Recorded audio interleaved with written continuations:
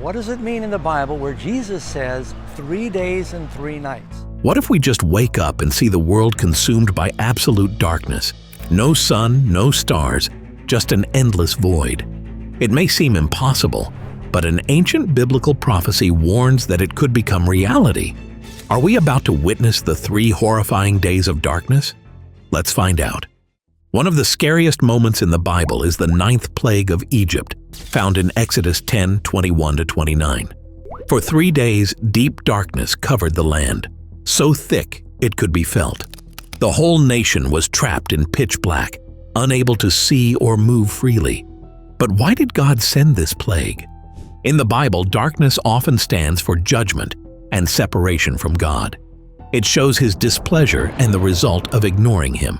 Have you ever been in complete darkness? It can be scary and lonely. Now, imagine an entire nation feeling that fear for days. The Egyptians weren't just in the dark, they were facing a powerful message. This wasn't a normal blackout. The Bible says it was a darkness that could be felt. Think of a heavy, suffocating void pressing against you.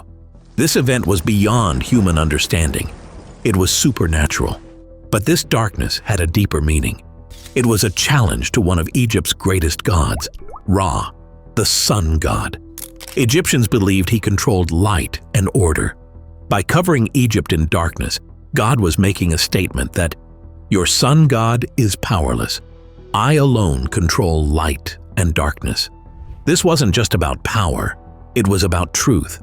Egypt had many gods, but the God of Israel was showing He ruled over all. Yet while Egypt sat in darkness, the Israelites had light in their homes. This wasn't a coincidence. It was a message. God was showing He judges but also protects those who trust Him. Even in the darkest moments, He provides light. That's a comforting thought, isn't it? No matter how dark the world gets, God can still shine a path for those who follow Him. But why did God make this distinction? It wasn't favoritism. He was revealing His nature to both the Egyptians and the Israelites. He wanted them to see that He wasn't like the false gods of Egypt. He had the power to bring both justice and mercy. Even after witnessing this, Pharaoh refused to change. He tried to compromise, allowing the Israelites to leave, but demanding they leave their livestock behind. Why did he resist, even when faced with undeniable proof of God's power? Pharaoh's stubbornness shows something about human nature. Pride and power can make people blind to the truth.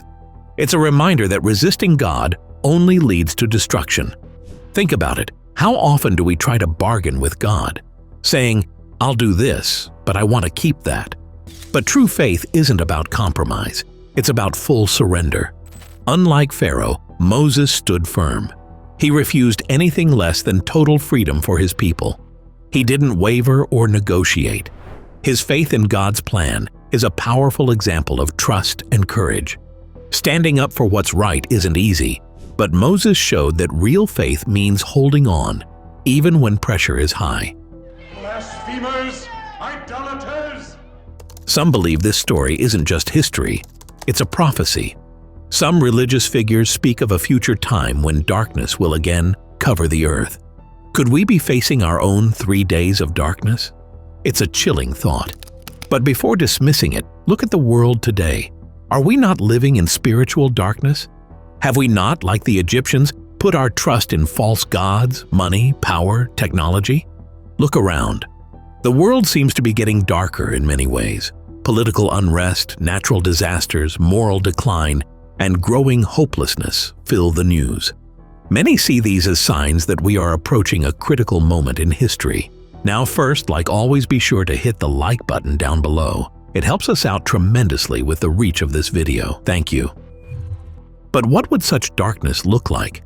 Some think it could be a real event, a cosmic or environmental disaster that blocks out the sun. Others see it as a time of deep spiritual struggle where faith is tested. Either way, the message is clear that we need to be ready. If you knew darkness was coming, how would you prepare?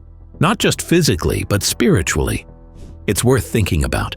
If the sun didn't rise for 3 days, panic would spread fast. But spiritual darkness, a time when evil seems stronger than good, could be even scarier. The ninth plague teaches us that even in the darkest times, there is hope. Just as God gave light to the Israelites, He calls believers to be a light in a dark world.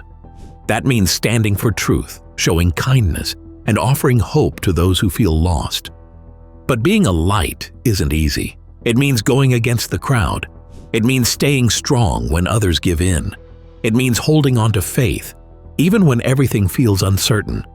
But remember, even the smallest light shines bright in the darkest night. Pharaoh's hardened heart stands as a warning to us all. He saw undeniable signs and wonders, plagues that turned the Nile to blood, swarms of locusts, darkness covering the land. Yet he refused to listen. His stubbornness led to suffering, not just for himself, but for his entire nation. A hardened heart doesn't form in an instant. It happens gradually through small compromises, ignored convictions, and repeated decisions to turn away from God. Each act of defiance, each moment of pride, builds upon the last until a person becomes numb to the truth. But the good news is that it's never too late to turn back. The same God who sent the plagues also provided a way out. The same God who brought judgment upon Egypt also rescued the Israelites from oppression. He is both just and merciful, offering grace to anyone willing to receive it. His desire is not destruction, but redemption. No matter how far a person has strayed, His mercy is still available. Darkness, whether physical or spiritual, can feel overwhelming. Life brings trials, moments of despair, and seasons of uncertainty. But through it all, God remains in control. Just as He shielded His people in Egypt, He watches over those who trust Him today. Trusting in Him doesn't mean we will never face hardship. It means we will never face it alone. His presence is our refuge, His guidance our light, and His love our assurance that no matter what happens, we are never abandoned.